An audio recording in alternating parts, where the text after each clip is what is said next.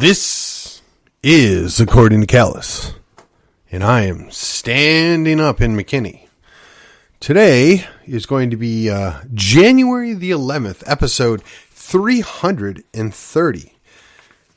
And it's a Wednesday, so as is my usual habit, we're going to review a book. Now, unfortunately, I have not yet completed the book that I planned on doing this week, because life just keeps getting in the way. That and the novels that I started reading I have not yet completed. It started out as one, and it ended up being a 5-part series. And of the 1,200 some odd pages, I'm only 900 in. So hopefully we'll get this stuff caught up. Now, I don't recall if I've ever done this before or not. So what I want to do is I want to dig out a book that I've read several years ago. And the title on the book is Ex-America. And it's the 50th anniversary of the People's Pottage. Now, what does that mean to you? Well, for most of us, we have no idea who this author is. So first I'm going to tell you, I'm going to read the jacket cover. There is a little bit, there's a little pamphlet, if you will, on the author. I'll read that as well. But his name is Garrett. Okay? So, for 50 years, Garrett's The People's Pottage has stood as the seminal works outlining the intellectual debate that raged over FDR's ambitious restructuring of the American body politic. Garrett was the editorial writer for the Saturday Evening Post and one of the country's most eloquent and vehement opponents of the Roosevelt administration's post-depression policies. Policies that, in Garrett's view, endangered the very fabric of the American Republic. And 3 monographs that make up the Ex-America are presented in this hardcover, the 50th anniversary edition, that even includes a new foreword by the Garrett historian Bruce Ramsey. Okay, so now there's a number of other books on politics and economics from Caxton Press. Salvos Against the New Deal by Garrett. Defend America First, also by Garrett. And wouldn't you know it, they have Anthem by none other than Ayn Rand.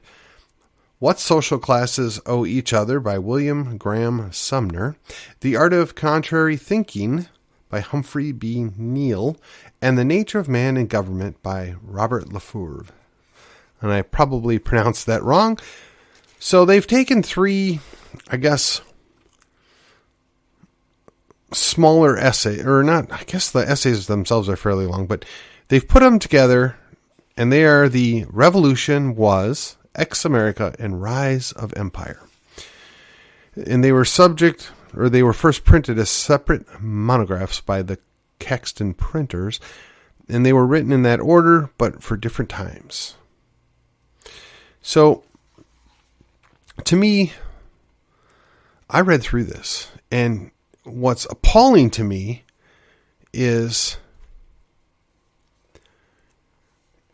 up until, honestly, about 10 years ago,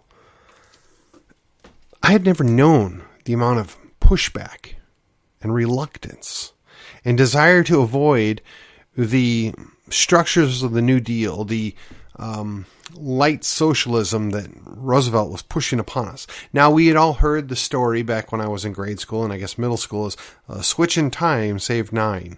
For those of you that don't know what that is the Supreme Court was striking down as unconstitutional a good number of these measures that the Congress with Roosevelt were enacting in direct violation of the restrictions on the federal government. They were expanding power far beyond what was ever acceptable. And the Supreme Court was doing their job. And they were threatened, cajoled, and eventually somebody switched. And they appointed a few more people. And lo and behold, they magically found a way that all these things became constitutional. Kind of sounds like something that Justice Roberts might have done. As they say, nothing new is under the sun. So let me go in and read this little pamphlet by Jeffrey Tucker. Now, what's interesting to me is I purchased this book from the Ludwig von Mises Institute, found at Mises.org, which would be the great libertarian think tank that resides in Alabama, I believe. So Garrett was alive from 1878 to 1954. He is a case study in a forgotten genius, about whom Ludwig von Mises said, his keen penetration, his forceful, direct language are unsurpassed by any author. Mises was speaking of his book, The People's Pottage, which came out in 1953, which is a collection of the three powerful essays that linked the failures on welfare and warfare states. But there is even more to Garrett. Both his nonfiction and novels display a rare talent. His entire overture offers a sparkling vision of peace under free markets, whereas many intellectuals on the right and left regard peaceful bourgeoisie society as something of a bore. With the middle class amassing wealth and spending it on fripperies, Garrett saw peace and freedom as an essential precondition for the real drama of human life that revolves around creation, association, risk, love, courage, and the full range of human experience that transforms society in spectacular ways. Now, he was born in Pana, Illinois. His formal education was slight, but independent study took him through all the classics, as shown by the remarkable erudition. Well, I guess I should be glad that I can read and not pronounce things. His influence in economics came primarily through a book by the American academic Simon Newcomb, Principles of Economic Economy, in 1886. Newcomb was an advocate for the gold standard and laissez-faire, an early convert to the marginalist revolution, so Garrett's Austrianism is present, but in a backdoor way, through William Stanley Jevons, an American hard money school that was actively writing in the late 19th century. At the age of 20, he left for Chicago to work as a reporter for the Cleveland Recorder, and then later covered politics in Washington, D.C., writing reports on the administration of William McKinley for the Washington Times. In 1900, he went to New York and joined the staff of the New York Sun as a financial writer. Then he moved to the New York Times and the Wall Street Journal until he joined the New York Evening Post in 1909. In that time, business reporting consisted mostly of reporting pieces and dry facts. Garrett, in contrast, wrote with the drama on personalities and events, infusing the activity of commerce with a fire and passion that later made his fiction so enormously popular. He began to write fiction in the early 1920s. The Driver, Cinder Buggy, and Satan's Bushels are all novels that tell thrilling stories about American history with a complex plot and character development in which the glorious drama of commercial life plays the central role. These novels chronicle dramatic social and economic transformations in the context of a fierce struggle and great risk, of all within the framework of peace. He wrote another novel about the failure of socialistic experiment, The Harangue, The Trees Said to the Bramble, Come Reign Over Us, in 1926. It shows that socialism is not economically viable and collapses in its own intercontradictions. He also foresaw that once the socialists discovered this, they would turn to extolling the virtues of poverty and urge the worship of Mother Earth, and finally turn on reason itself. Garrett's knowledge of economic forces was so profound that he wrote the first full and widely circulated explanation of the 1929 stock market crash, the bubble that broke the world, printed in 1932, placed the blame on the overextension of credit made possible by the Federal Reserve. This created, said Garrett, a false prosperity that led to a correction. This book alone is proof that his journalism continued through the Depression and the war, always with a decidedly and even radically libertarian cast. Now, let me pause for a second here. I know there's some of you out here, oh, he's talking about a libertarian. Oh, keep your shirt on. Following this success, Garrett began as a featured contributor to America's most successful periodical, the Saturday Evening Post. But his contributions were not limited to this. He also wrote for Collier's, Everybody's Magazine, and the New Republic. His topics usually centered on financial matters. With a change of editorial direction in the Post in 1942, Garrett left and 2 years later founded the journal called American Affairs. This journal by itself is a remarkable accomplishment. In a time of all-around planning and war, Garrett managed to produce a free market publication that took on the labor unions, price controls, inflation, war planning, international agencies, centralization of power, war propaganda, and the fight for liberty of the individual in issue after issue. In 1953, his masterpiece of nonfiction writing appeared, The People's Pottage. This collection was of the three essays that I listed earlier.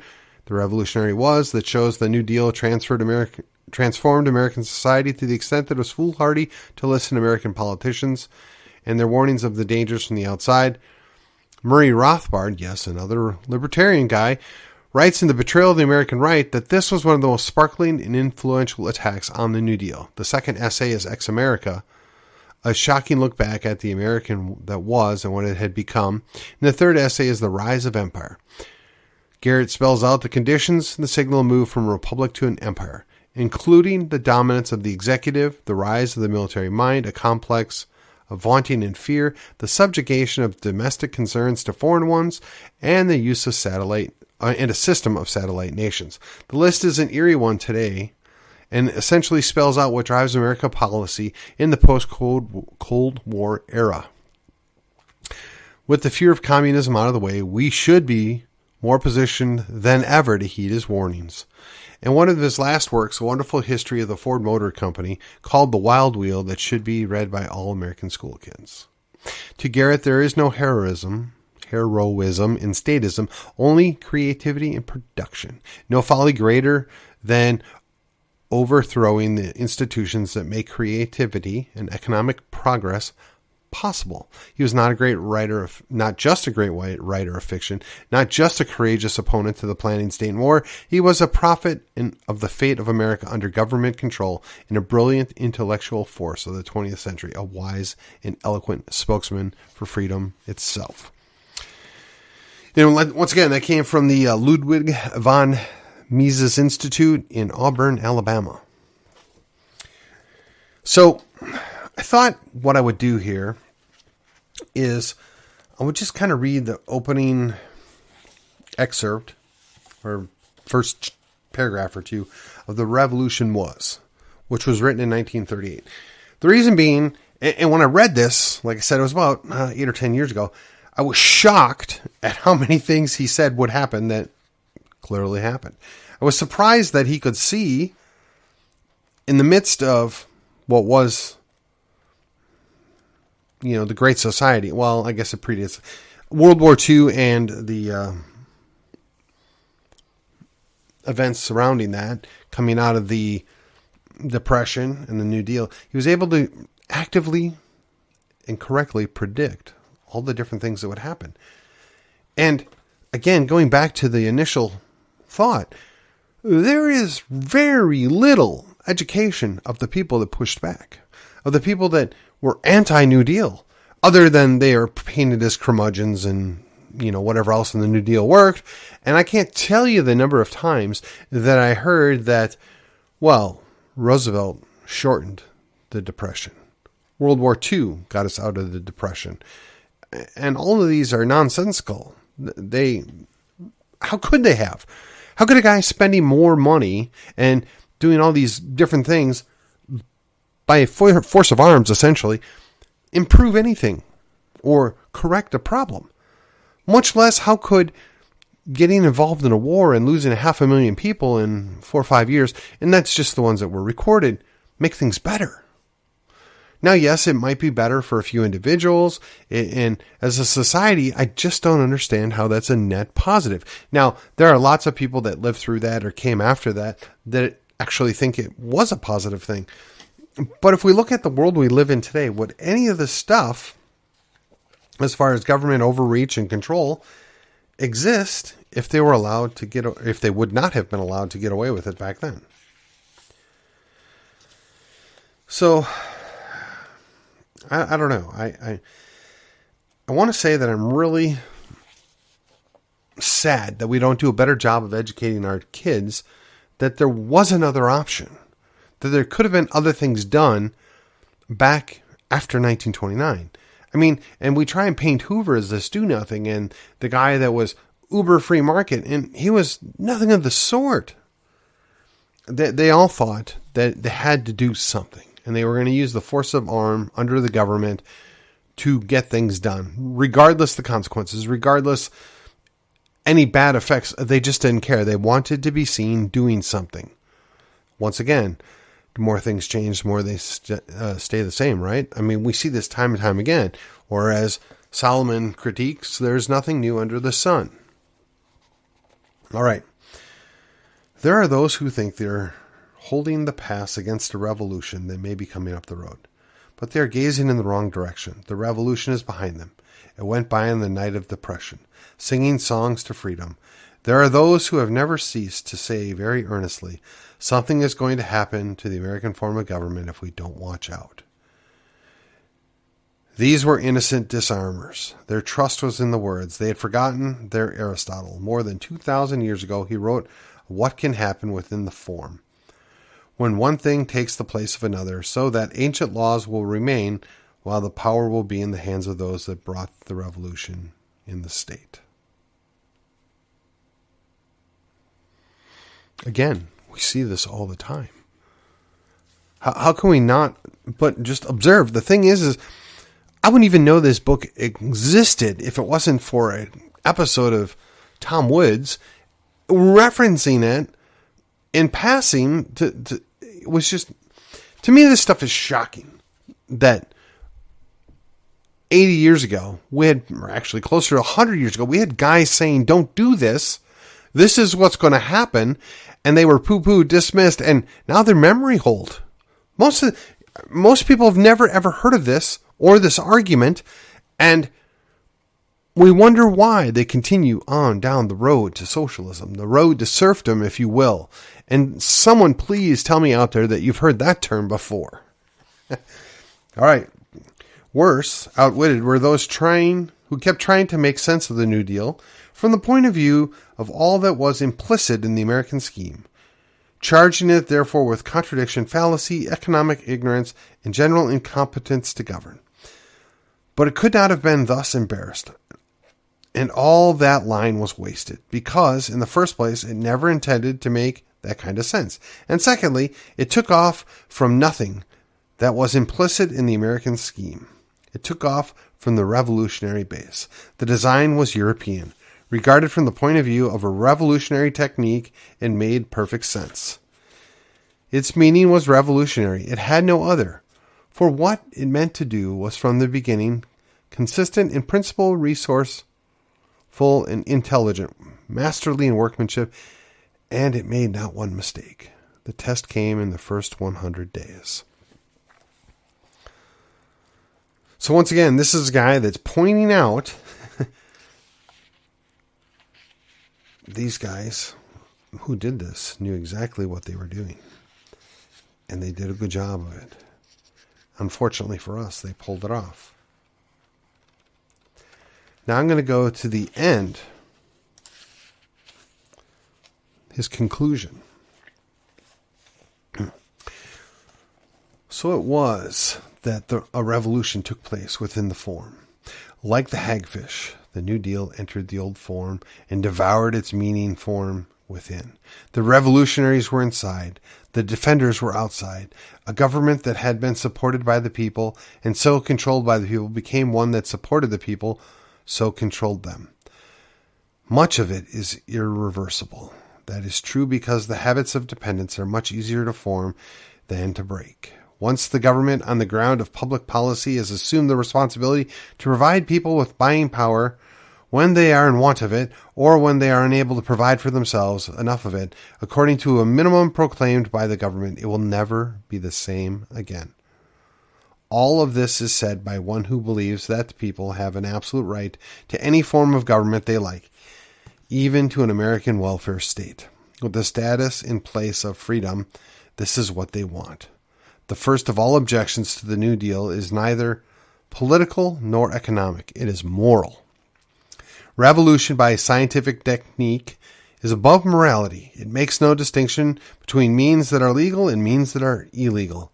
There was a legal and honest way to bring about revolution, even to tear up the Constitution, abolish it, and write a new one in its place. Its own words and promises meant as little to the New Deal as its oath to support the Constitution. In a letter to the member of the president of the House Ways and Means Committee urging a new law he wanted, the president said, "I hope your committee will not permit doubt as to the constitutionality, however reasonable, to block the suggested legislation. Its cruel and cynical suspicion of any motive but its own was a reflection of something it knew about itself. Its voice was the voice of righteousness. Its methods, therefore, were dishonest than the simple ways of corruption." When we see a lot of framed timers, different portions of which we know have gotten out at different times and places by different workmen, and when we see these timbers joined together and see that they exactly make the frame of a house or a mill, all the tendons and mortisons exactly fitting, and all the lengths and proportions of the different pieces exactly adapted to their respective places, and not a piece too many or too few, in such a case, when we find it impossible not to believe that all understood from one another from the beginning, that it all worked upon a common plan or draft, drawn up before the first blow was struck. Abraham Lincoln, deducing from objective evidence the blueprint of a political plot to save the institution of slavery. So, of course, we all know I'm not a huge fan of Abe Lincoln, but he did get a few things right. Unfortunately, he fell victim to the same thing that he sought to impose on everybody else: violence. Okay, we're going to go on to the second one, ex-America. The winds that blow are billions away, return burdened with themes of scorn and dispraise. There is a little brat wind to keep saying, "But you are absurd. You Americans, like the rich fat boy in the big house who is tolerated while he spends his money at the drugstore and then gets chased home with mud on his clothes. He is bewildered and hurt, and yet he wants so much to be liked that he does it again the next day. But this is the parable, and you are probably too stupid to get it. If you do, you won't believe it, and so no harm is done. You will come again tomorrow." Another wind says, "You worship success, you Americans. You have thereby ruined all of your spiritual and moral values, such as they were. Your controlling idea is Babylon for the masses. Since success is your idol, you are unable to understand the souls of other people, or that they have souls. You are unable to comprehend the spiritual content of communism, and are deluded to think you can shout it out of the world."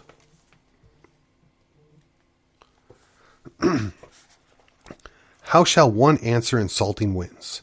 You do not assert your position of spiritual values, but as for the success, we may be sure, if it seems to be acclaimed here more than anywhere else, it is only because it is magnificent here in the multiples of satisfactions of common life, in a manner that is the envy of the whole world, having lifted the most fabulous success story in the history of the human race. We are rich, so rich that the next richest country is by comparison poor.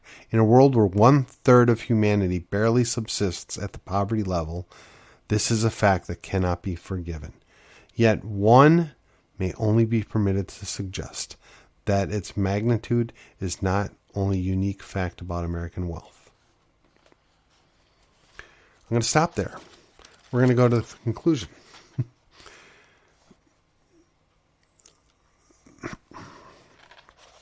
Well, in fact, I forgot, this one doesn't actually have a conclusion. It has 7 pieces to it.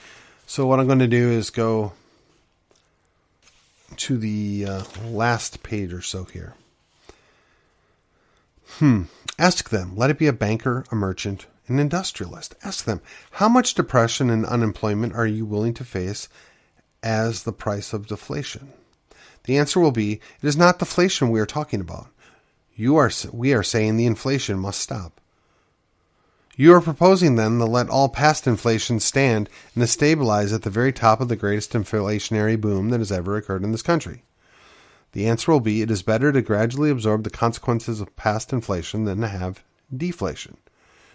Say to them, by your own definitions, inflation has a kind of momentum. It feeds on itself and it's self-accelerating. Therefore, to stop it, it suddenly may cause a depression and unemployment. Because of the expectation of continuously rising prices, you substitute all at once the notion of static or falling prices. They will say that was once true, but now now it is possible to stop inflation without having to face deflation, falling prices, reaction, or unemployment. Why is that not true in the first time of economic history? They will respond, because government has learned how to intervene and keep the economy in a state of equilibrium. There is your answer. The fatal answer latent in the nation's mind. The government will intervene. The government will be responsible. What are these new responsibilities of the government? The government now undertakes, 1, to keep an ever-expanding economy in a state of equilibrium, the perpetual boom without mishap. 2, to maintain full employment in any case. 3, to provide all the buying power the people need, even by inflation. 4, to maintain the national income at any optimal level and to see that it is properly distributed. 5, to provide for the poor, the old, and unemployed, if there are any unemployed. 6, necessarily, therefore, to prevent deflation, which is to say that it undertakes to see that the price of the boom shall never be paid. Once again, does any of this sound familiar? Have we experienced any of this? Perhaps, I don't know, in the last few years, or for those of you that are old enough to remember, 2008, 2000, there's been a number of things that come around and we just don't seem to learn from the mistakes. We trust the experts. We trust the science. Again, does any of this sound familiar? All right, the third section. We're going to start again with the first page here. Rise of Empire. This was written in 1952, mind you. We have crossed the boundary that lies between republic and empire. If you ask when, the answer is that you cannot make a single stroke between day and night. The precise moment does not matter. There was no painted sign to say you are now entering Imperium, yet it was the very old road and the voice of history that was saying, whether you know it or not, the act of crossing may be irreversible. And now, not far ahead, is a sign that reads, no U-turns. If you say there were no frightening omens, that is true. The political foundations did not quake. The graves of the fathers did not fly open. The Constitution did not tear itself up. If you say people did not will it, that is also true. But if you say, therefore, it has not happened, then you have been so long bemused by words that your mind does not believe what the eye can see. Even as in the jungle, the terrified primitive, upon meeting the lion, importuned magic by saying to himself, he is not there. That a republic may vanish is an elementary school book fact. That's scary, isn't it? Once again, this should sound familiar. We've heard these things before. There's really nothing new here. All right. Now we're going to go on to the, again, last page here, part 6, if you will. Again, I want to give you a little taste. And I gotta say, the language here is a bit of a challenge for a modern reader. It's interesting to me that in 70 years, which is 20 more years than I've been alive, our vocabulary has deteriorated to such a point that even I occasionally have to pause and figure out what it is that he's saying here. Now, yes, I'm going to mispronounce words all day long because for whatever reason that is a challenge. Perhaps it's the fact that I never had phonics in school. But I will tell you that I truly enjoy the words, especially when they are put together in such a way as to tell a vivid story of what's going on. I guess which is why I enjoy novels, and they don't even have to be well-written novels, just novels that I can follow the story and blitz through. I often find that non-fiction writing is just dry and boring. This guy is neither dry nor boring. So, part 6. The positions in the lost terrain that have been named are vital. To serve the Republic, they must all be stormed and captured. Others are important, but if these are taken, the others can wait. But there's still one more, the last, the highest of them all. As you approach it, you must understand the serpent's sardonic grin. The slopes are steep and barren. No enemy is visible. The enemy is in yourself. For this may be named the peak of fortitude. What you have to face is the cost of saving the Republic may be extremely high. It could be relatively as high as the cost of setting it up in the first place, 175 years ago. Or if you prefer 225, or actually it's 245 at this point. When love of political liberty was a mighty passion and the people were willing to die for it. When the economy has been for a long time moving by jet propulsion, the higher, the faster on the fuel of perpetual war and planned inflation, a time comes when you have to choose whether to go on and dissolve into the stratosphere or decelerate. But deceleration will cause terrific shock. Who will say now? Who is willing to face the grim and dangerous realities of deflation and depression? When Moses had brought his people near the promised land, he sent out scouts to explore it. They returned with the rapturous words of its beauties and fruits, whereupon the people were shrill with joy, until the scouts said, "The only thing is, the land is inhabited by very fierce men."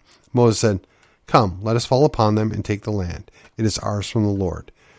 At that, the people turned bitterly on Moses and said, "What a prophet you turned out to be. So the land is ours if we can take it? We need no prophet to tell us that." No doubt the people know they can have the republic back if they want it enough to fight for it and to pay the price. The only point is that no leader has yet appeared with the courage to make them choose. Interesting. So the last section of part 3 of this book just brought about the very question and a proposed answer that, quite frankly, I'd forgotten was in there, and I didn't see it coming. Oh, I've talked about it on my podcast many, many times. I've reminded everybody that there is a cost. The liberty's not free. So the question is, what are you willing to do to retake your liberty? What are you willing to sacrifice or potentially give up for the cause of liberty? Now, I can tell you, the folks over at T&M, they want to peacefully declare independence from the United States.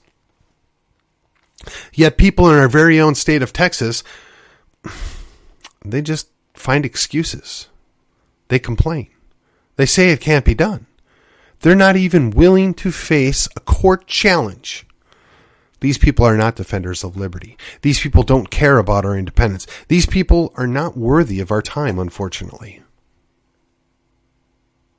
Then there are others still that declare that they're willing to give their life. They're willing to go to battle right now. I think some of that's just blowhardism. I think some of that's eagerness that's not well thought out. I would suggest to you that before you go into battle, you need to know your enemy as well as you know yourself. That's nothing unique or new to me. That's a variation on what Sun Tzu teaches, right? You have to go in your battles knowing your enemy as well as yourself, and you have to think ahead of time. You have to decide, what are the tactics involved? What are the logistics necessary in order to make this successful? And I got to tell you, there's other options. There's different things that could be done to protect liberty or to reassert our independence. But if you're not willing to at least take the time of intellectual thought process and put it into this, you're never, ever going to be successful.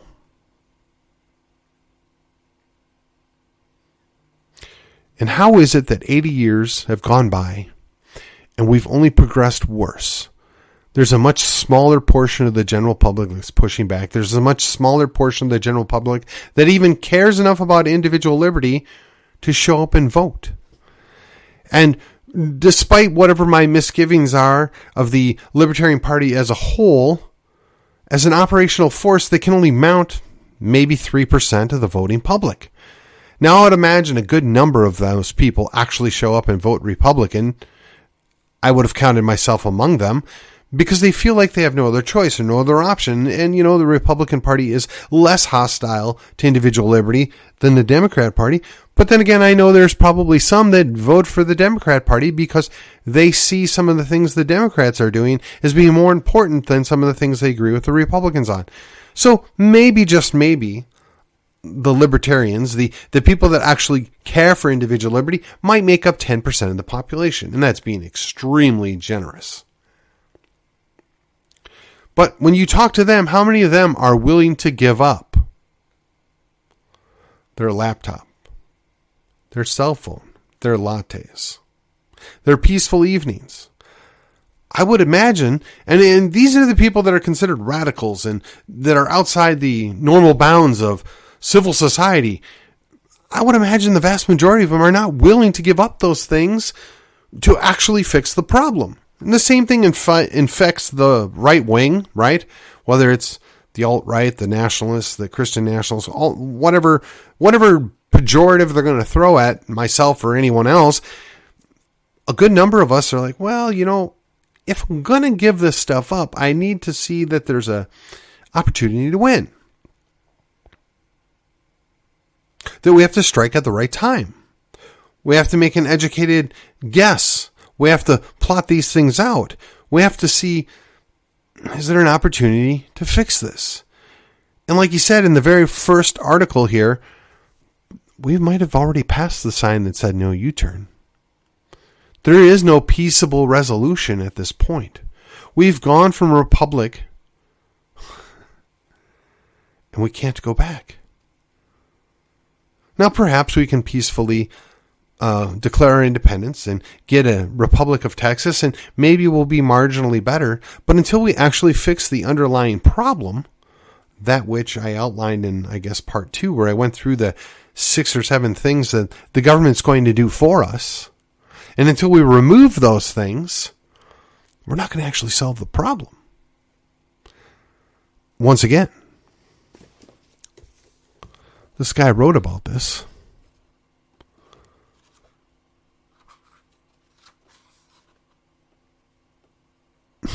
Before 1954.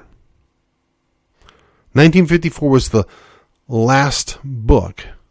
The 50th anniversary of this book was in 2003. And I think I might have gotten this book about 2011, maybe 2012.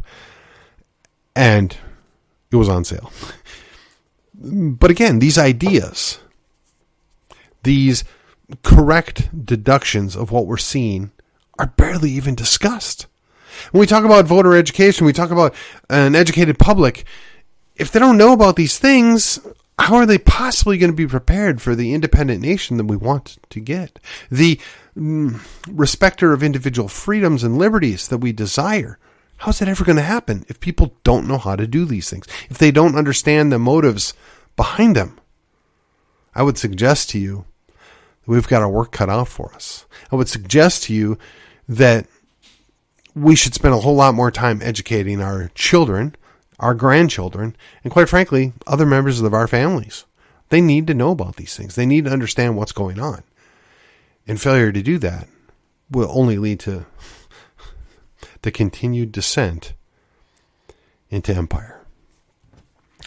And with that, I want to remind everybody the name or the title in the book is Ex America by Garrett. That's Garett, Garrett. So 2 R's, 2 T's on the second name.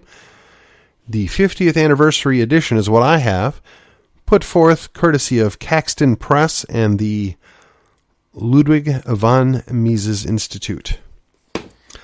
And I know there's a great number of people that are probably listening to me right now and feeling all icky because this guy's a libertarian. But this guy was a libertarian before libertarian even existed. So, look, do yourself a favor. You need to understand that there was a whole counterculture pushing back against government overreach back in the time of the Depression, the Great. And as they push forward with their Great Reset, we're not going to see anything new there either. But if you don't know what it is, you can't fight back against it. And with that, this was According to Callus. I will see you on the other side. But before I go, let me just remind you one last time. Share, share, share, subscribe, like, comment, subscribe, like, comment. And if you're feeling particularly motivated, you can go in and rate this podcast. We're growing. I need your help. We can make a difference. Even if it's just a tiny little ripple in the pond that makes up Texas politics. Every little bit makes a difference. So join me here, join me there. Let's get our work done. Oh, and by the way, this will be followed by a quick commercial by a good friend of mine. And if you could use his services, I strongly suggest you give him a call. And no, I'm not charging him for this ad. It's just a solid one brother to another brother. Thank you and have a good night. Canceled by the big tech mafia, but inadvertently profiting from owning their stocks in a mutual fund or ETF? At Two Pillars, they believe that censorship is a form of violence and a business practice that does not promote human flourishing. In many cases, through their investigative screening process, they can help you divest from companies that are denying your God-given, inalienable right to speak freely. Hey, Patriots, Two Pillars believes it's time for conservatives to align their values and investments. Two Pillars is your place for impact investing in the parallel economy. Find out what's in your investment portfolio with a complimentary portfolio review. Contact them today to learn more. Call toll-free at 833-377-0051 or send an email to info@twopillarsam.com. That's info@twopillarsam.com. Get started today. Advisory services are offered through Jacob and Boaz Asset Management, LLC, doing business as Two Pillars Asset Management or Two Pillars, a registered investment advisor in the states of Texas and California. Two Pillars is not endorsed by any government agency and is not engaged in the practice of law or tax advice.